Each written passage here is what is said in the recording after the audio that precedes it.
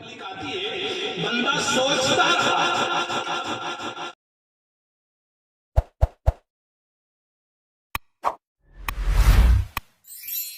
Public आती है, उधर देखा तो भी पब्लिक आती है, बंदा सोचता रहा अब क्या करे। बोले वुजू करने जाएगा तो मैं माल की गठरी लेके भाग जाऊंगा, ये जाएगा तो मैं माल की गठरी लेके भाग जाऊंगा। यूं करते करते सब आने लगे तो बंदा क्या कहता है मालूम है, भले दिखावे की 2 रकात सुन्नत पढ़ लो, दिखावे की 2 रकात सुन्नत में पढ़ लो। देखो अल्लाह के वली की हिकमत देखो, तो दिखावे की 2 रकात नमाज पढ़ने लगा। जैसा 2 रकात नमाज पढ़ने के बाद सलाम फिराया तो क्या देखा कि पीछे इंसानों की सब बनी हुई थी, लोगों की सब बनी हुई थी। जब सलाम फिरा तो क्या कहते मालूम है, हजरत तकबीर पढ़ूं? बोले कोई हजरत नहीं है यहाँ। बोले नहीं आप हजरत है, आपकी निगाह में बताती है, भले चाहे वली नहीं हो, या तो आपने किसी वली को देखा है, आपने किसी वली को देखा है। बोले कोई वली नहीं हूं, मैं तो चोर हूं, मैं तो कोई वली नहीं हूं, मैं चोर हूं। बस ये बात हो रही थी वहां दरबार में। सैयदना अब्दुल कादिर जिलानी रज़ी अल्लाह ताला अन्हु अपने मुरीद से क्या कहते मालूम है, वो फंस गया, उसकी शर्त पर मैं ना फंसा, मेरी शर्त पर वो फंस गया। कहने लगे हुजूर कौन? बोले वो फंस गया। बस यही बात करे। बोले देखते जाओ अभी क्या होता है, देखते जाओ अभी क्या होता है। लोग पीछे पड़ गए, कहने लगे हुजूर तुम कुछ भी बोलो, हम तो तकबीर पढ़ते हैं। तकबीर पढ़ी और तकबीर पढ़ने के बाद आसमान की तरफ देखा और कहते हैं अब्दुल कादिर, अरे अब्दुल कादिर मैं तो जानता नहीं था। नमाज पढ़ाई और नमाज पढ़ने के बाद लोग मुसाफा करने लगे, हाथों को चूमने लगे। तो क्या कहते हैं मालूम है, अरे अब्दुल कादिर तेरे कहने पर खाली मैंने अजान पढ़ी है तो लोग मेरा अदब करते हैं, अगर तेरे कहने के मुताबिक मैं जिंदगी बसर करता, न जाने मुझे खुदा कहां से कहां तक पहुंचा देता, न जाने मुझे खुदा कहां से कहां तक पहुंचा देता। तो अल्लाह वालों की बातों में हिकमत है, अल्लाह वालों की बातों में हिकमत है। तो बहरहाल कोई ये ना कहे कि भाई फातिया यहाँ से नहीं पहुंचता, अरे फातिया तो जहां से पहुंचाना हो वहां से पहुंच सकता है। बस तेरा अकीदे का होना जरूरी है। दुरूद पाक पढ़ी, अल्लाहुम्मा सल्ली अला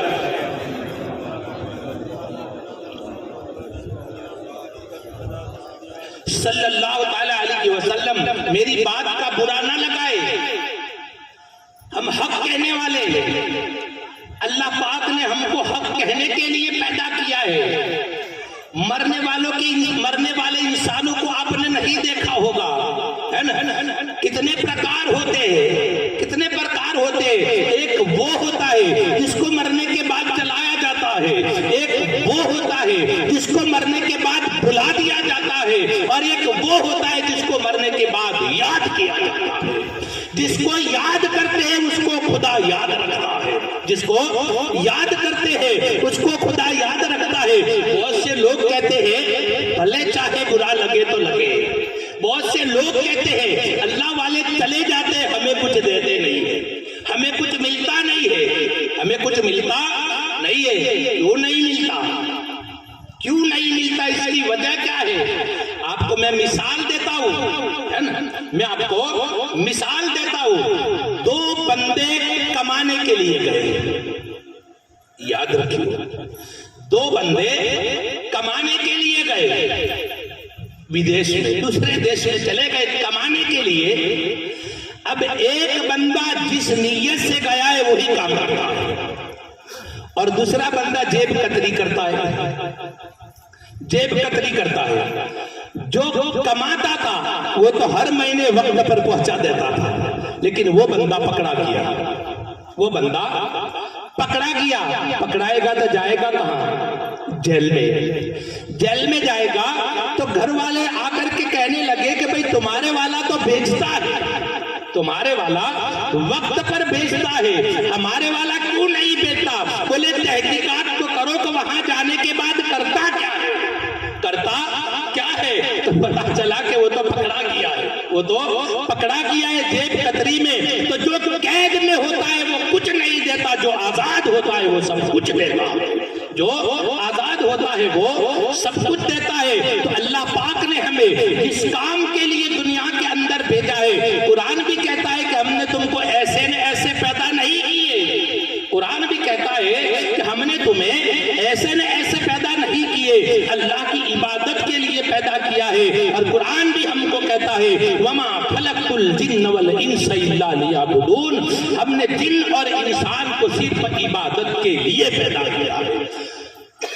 इबादत के लिए पैदा किया है। तो अल्लाह पाक ने हमको दुनिया के अंदर भेजा है, अल्लाह की इबादत करनी चाहिए, अल्लाह की बारगाह में तौबा करनी चाहिए, अपने माँ बाप का कहना मानना चाहिए, अपने माँ बाप का अदब करना चाहिए। जो माँ बाप का अदब करता है अल्लाह ताला उसकी इबादतों को कबूल फरमा लेता है, अल्लाह ताला उसके गुनाहों को माफ फरमा लेता है। एक बात याद रखना, अदब बहुत बड़ी चीज है, अदब बहुत बड़ी चीज है। इल्म अदब से आता है, याद रखना, इल्म अदब से आता है और इल्म अदब से रहता भी है ना।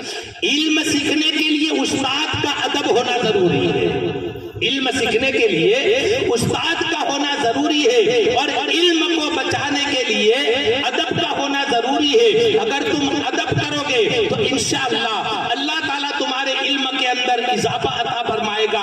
हजरत मौला अली मुश्किल कुशा रज़ियल्लाहु ताला अन्हु की सोच देखो, आप फरमाते हैं जब तुम छोटे बच्चे को देखो इससे मोहब्बत करो, उसका अदब करो। बोले इसकी वजह क्या है? बोले इस नीयत से उससे मोहब्बत करो कि ये छोटा है तो उसके गुनाह भी कम है, ये छोटा है उसके गुनाह भी कम है। और जब कभी बड़े आदमी को देखो उसका अदब करो। बोले हुजूर वो कैसे?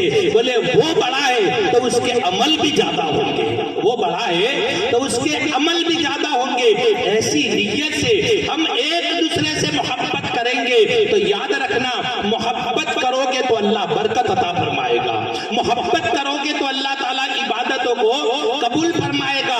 बाकी कोई ये ना सोचे मैंने इल्म पढ़ लिया है, मैंने इल्म पढ़ लिया है, मैं तो आलिम हूँ, मैं तो मुफ्ती हूँ, मैं तो ये हूँ, मैं तो वो हूँ, ये ना सोचे।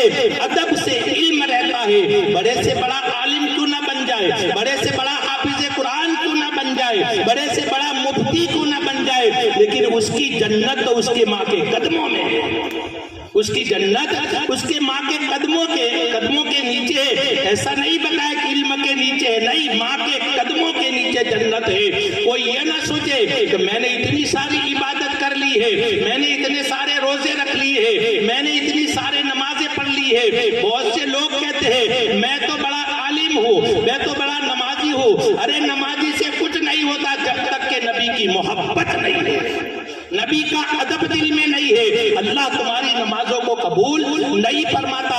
बाकी हमने बहुत सारे वाकयात पढ़े, बड़े बड़े हाजियों के, बड़े बड़े नमाजियों के भी हमने वाकयात देखे। लेकिन अगर कोई घमंड करता है, कोई गुरूर करता है, कोई तकब्बुर करता है तो अल्लाह ताला उसे कबूल नहीं फरमाता। आजीज़ी बहुत बड़ी चीज है। दुरूद पाक पढ़ी, अल्लाहुम्मा सल्ली अला सल्लल्लाहु अलैहि वसल्लम।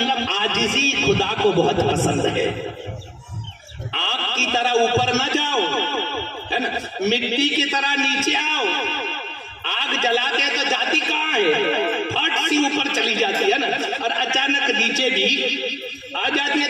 तकब्बरी की निशानी है, तो कब्बरी करोगे तो आग की तरह ऊपर जाओगे और नीचे चले जाओगे। और हम मिट्टी के बनेले हैं, मिट्टी को कमे इतना ऊपर डालोगे तो वो नीचे ही आएगी, वो नीचे ही आएगी। तो अल्लाह पाक को आजिज़ी वाला, इंकिसारी वाला, अल्लाह की बारगाह में तौबा करने वाला अल्लाह ताला को बहुत पसंद है। एक मर्तबा का वाकया है, एक शख्स ने अपने मरने का वक्त करीब आया, अपने बच्चों को करीब बुलाया, और करीब बुलाने के बाद क्या कहता है मालूम है? जब मेरा इंतकाल हो जाए तो मुझे दफन न करना, मुझे दफन न करना।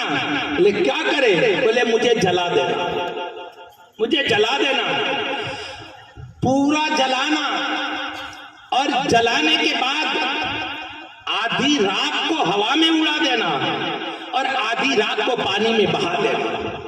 बोले इसकी वजह क्या है? बोले मुझे खुदा का डर लगता है, खुदा का डर लगता है, उसकी बारगाह में खड़ा होना पड़ेगा, उसको जवाब देना पड़ेगा, इसके लिए मैं डरता हूँ। बाकी मेहरबानी करके मुझे जला करके मैंने जो कहा वो करना। कहते बच्चों ने इंतकाल के बाद उसको जलाया और जलाने के बाद आधी रात को हवा में उड़ाया और आधी रात को पानी में बहा दिया। ये सब करने के बाद लड़के अपने घर गए और जाने के बाद ख्वाब में एक लड़के ने देखा, क्या देखा कि उसके बाप जन्नत के बागात के अंदर टहल रहा है, जन्नत के बागात के अंदर टहल रहा है। तो लड़के ने पूछा कि अब्बा हुजूर बात क्या है, बात क्या है, ये कैसे हो गया? बोले तुम तो मुझे जला रहे थे, मैं तो खुदा के सामने खड़ा था, मैं तो खुदा के सामने खड़ा था और खुदा ने मुझसे पूछा कि ऐसा क्यों किया? तो वो बंदा क्या कहता है मालूम है? तेरे डर की वजह से, तेरी बारगाह में खड़ा ना होना पड़े, इसके लिए मैंने ये अमल का कहा था। आप रब ने फरमाया कि सबसे बड़ी इबादत मेरा डर है, सबसे बड़ी इबादत जो है वो मेरा डर है।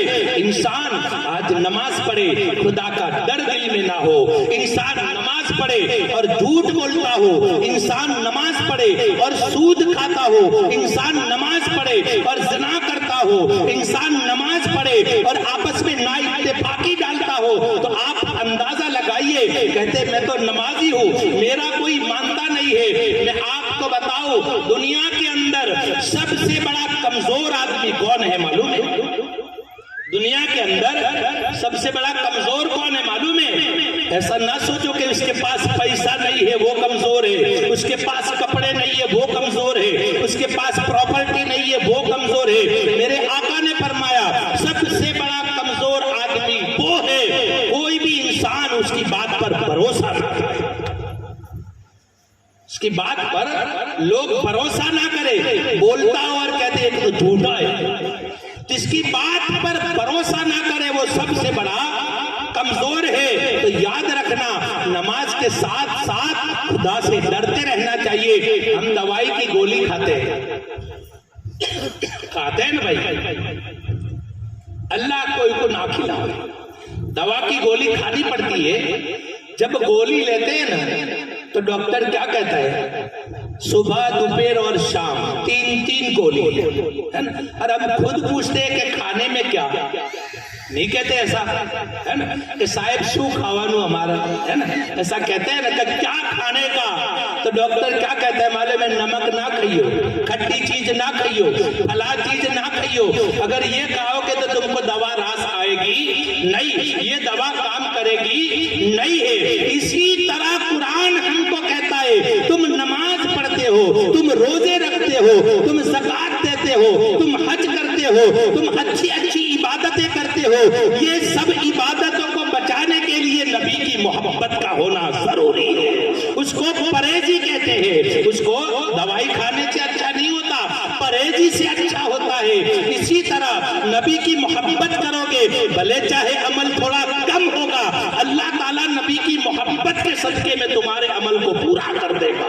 अल्लाह ताला नबी की मोहब्बत के सदके में अमल को पूरा कर देगा। बहुत से लोग कहते हैं हमको किसी की जरूरत नहीं है, हमको किसी की जरूरत नहीं है। अरे हमें तो अल्लाह वालों की जरूरत है, अल्लाह के नबी की जरूरत है। ये ना सोचे कि मैं तो नमाज पढ़ता हूँ, मैं तो रोजे रखता हूँ, ये ना सोचे।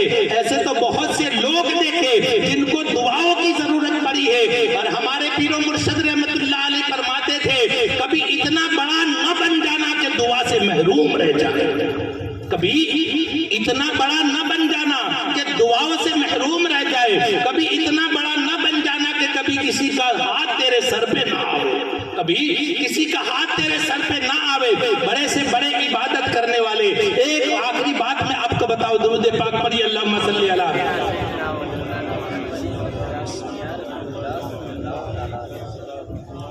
सल्लल्लाहु ताला अलैहि वसल्लम। इबादत पर नाज ना करो, नबी की मोहब्बत पर नाज करो, है ना। नबी की मोहब्बत पर नाज करो कि मैं नबी का गुलाम हूँ, नबी से मोहब्बत करता हूँ। ऐसा लोगों से कहते ना फिरो कि मैं नबी का गुलाम हूँ। गुलाम वो है जिसको एक मर्तबा मेरा आका कह दे कि ये गुलाम है ना। लोग देख करके कहने पर मजबूर हो जाए कि ये नबी का गुलाम है, नबी का गुलाम है। एक बात याद रखना, गुलामी बहुत बड़ी चीज है, गुलामी बहुत बड़ी चीज है। गुलामी ऐसी गुलामी है जिस पर गुलामी खुद फकर करती है, गुलामी खुद फकर करती है। सैयदना बिलाल हबशी रज़ियल्लाहु ताला अन्हु इतने बड़े गुलाम थे, लेकिन आप देखते हो अल्लाह ताला ने अपने हबीब के सदके में, अल्लाह के हबीब सल्लल्लाहु ताला अलैहि वसल्लम ने उन्हें भी खाने काबा के ऊपर चढ़ा दिया।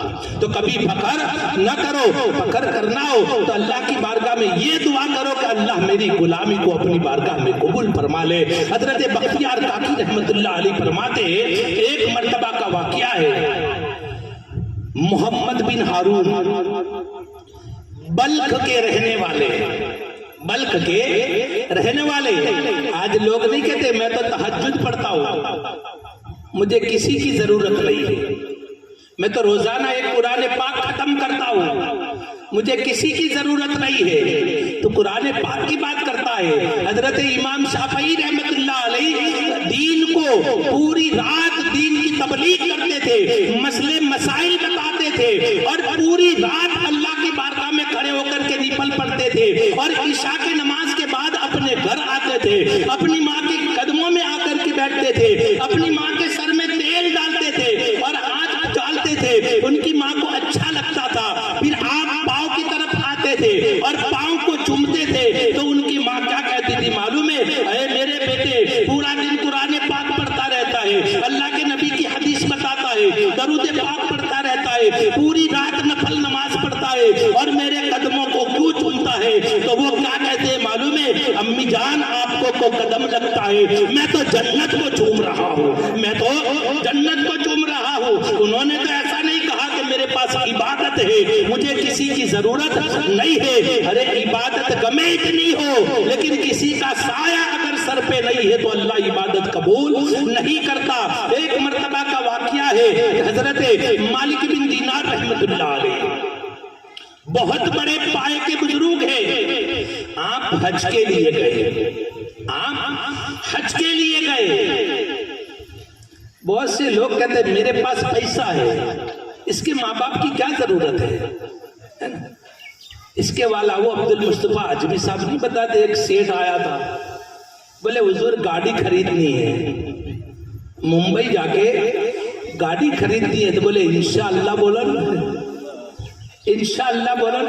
बोले पैसा मेरा, मेहनत मेरी, मैं काय को इंशाअल्लाह बोलूंगा? बोले इंशाअल्लाह बोलो, अल्लाह आसान करे। बोले नहीं नहीं, कमाई मेरी, कमाया है मैंने, काय का इंशाअल्लाह? तो कुरान भी कहता है वैजा खातबहुमुल जाहिलून क़ालू सलामा, है ना? जाहिल के सामने बहस ना करो।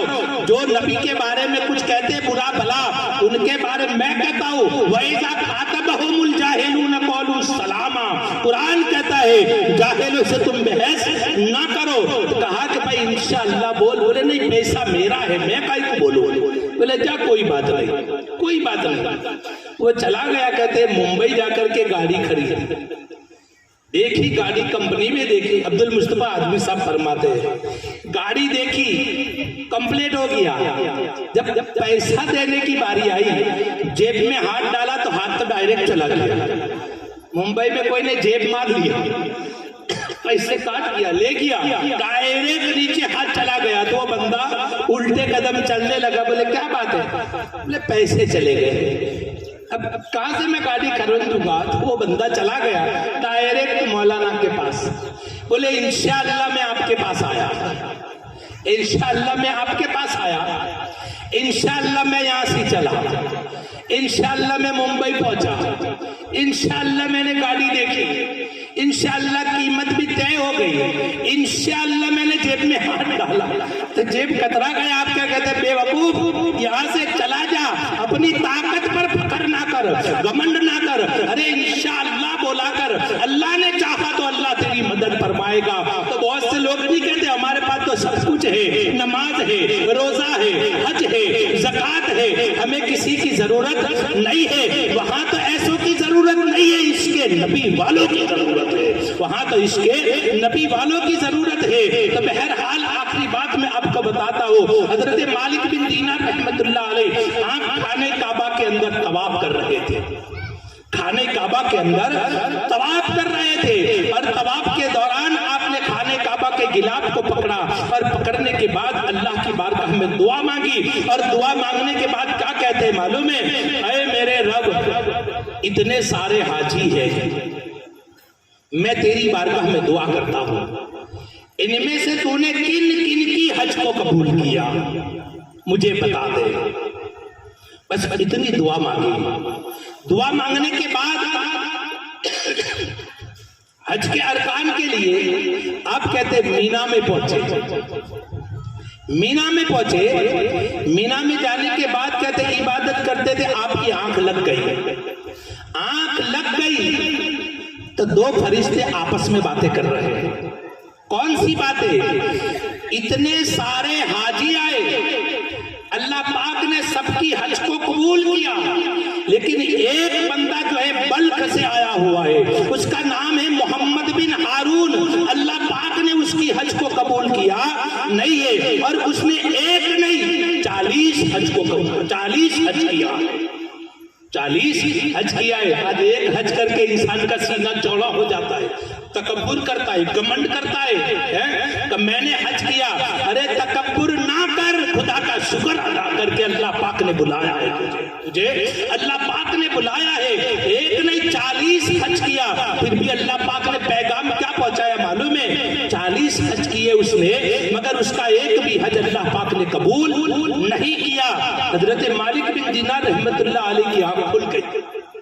या अल्लाह, इसका नाम मोहम्मद बिन हारून है, बल्ख का रहने वाला है। आप पता पूछते पूछते उसी जगह पर पहुंचे जहां मोहम्मद बिन हारून रहते थे। लोगों से पूछा, बल्ख का रहने वाला मोहम्मद बिन हारून कहाँ रहता है? तो लोग क्या कहते हैं मालूम है? वो तो किसी से नहीं मिलता, पूरी रात दिन अल्लाह ताला की इबादत करता है, वो तो पूरा दिन रोजे रखता है, पूरा दिन निफल नमाज पढ़ता है, और सब लोग जो है खेमे में, सामियाने में यानी तंबू में रहते हैं, वो तो खुली धूप में पत्थर के ऊपर अल्लाह ताला की इबादत करता है।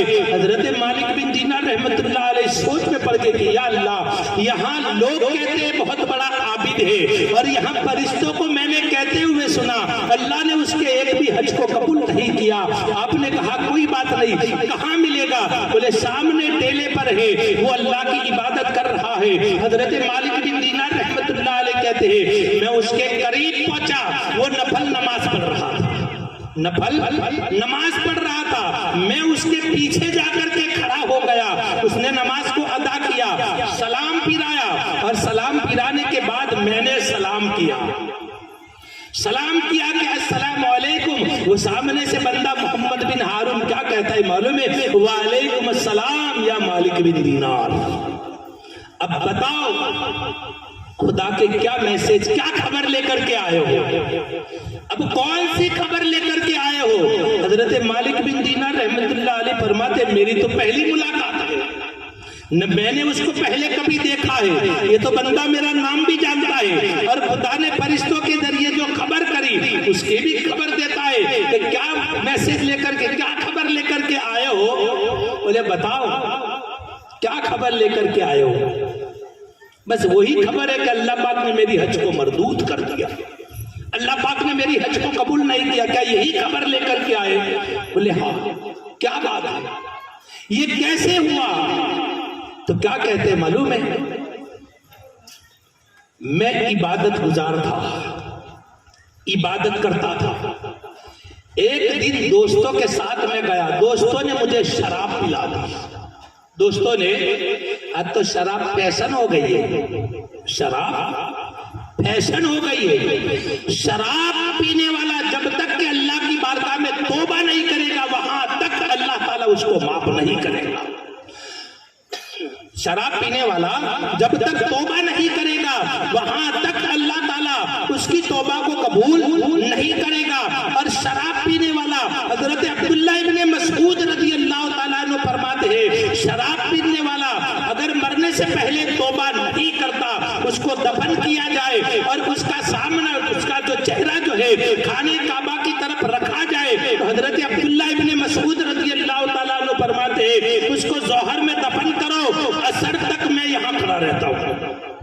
जोहर में दफन करो, असर तक मैं यहाँ खड़ा रहता हूँ, अगर असर तक चेहरा सलामत रहे तो मुझे बताना। बोले आप कैसे दावे के साथ कह सकते हैं? बोले मेरे आका ने फरमाया है शराब पीने वालों का चेहरा अल्लाह ताला खाने काबा की तरफ रहने ही नहीं देता, अल्लाह पाक फिरा देता है। और याद रखना शराब सब गुनाहों की जड़ है, शराब सब गुनाहों की जड़ है। तो मेहरबानी करके जिसके अंदर अल्लाह का शुक्र है आदत नहीं है, लेकिन जिसके अंदर आदत है उसको समझाया करो कि ऐसा ना करो।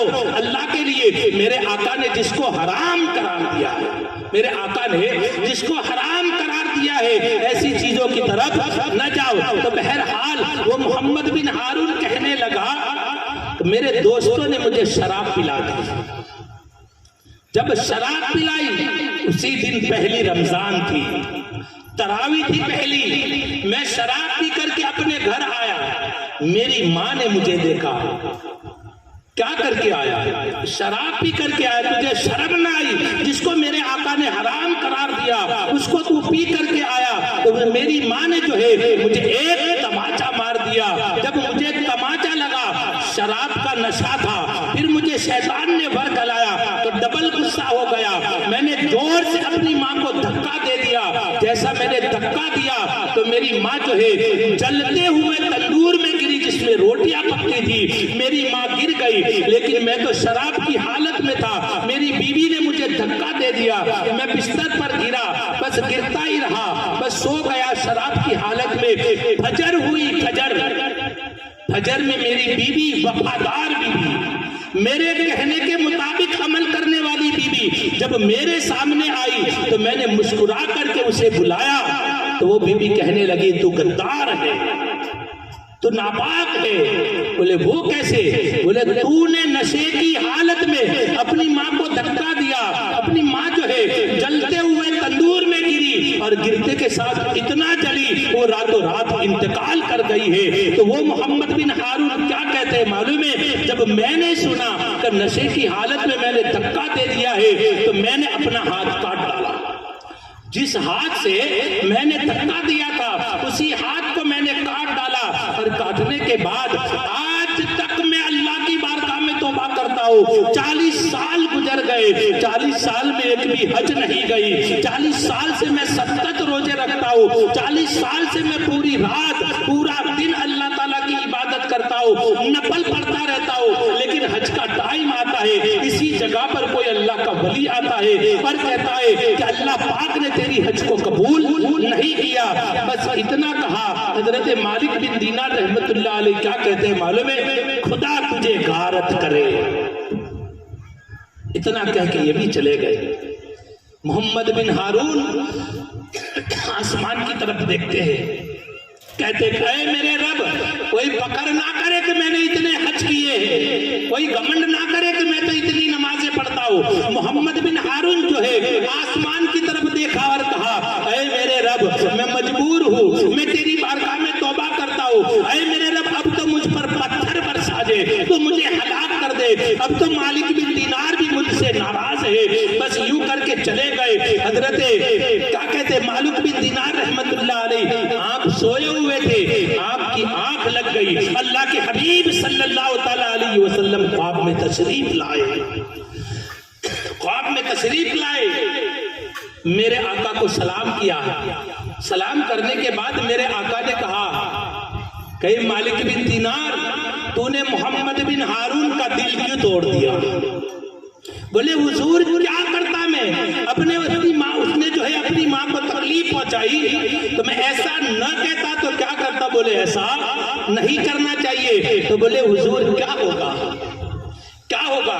बोले कयामत के दिन अल्लाह उसकी बख्शिश कर देगा, कयामत के दिन अल्लाह उसकी बख्शिश कर देगा। अब सुनो मेरी बात। बोले हुजूर वो कैसे, वो कैसे?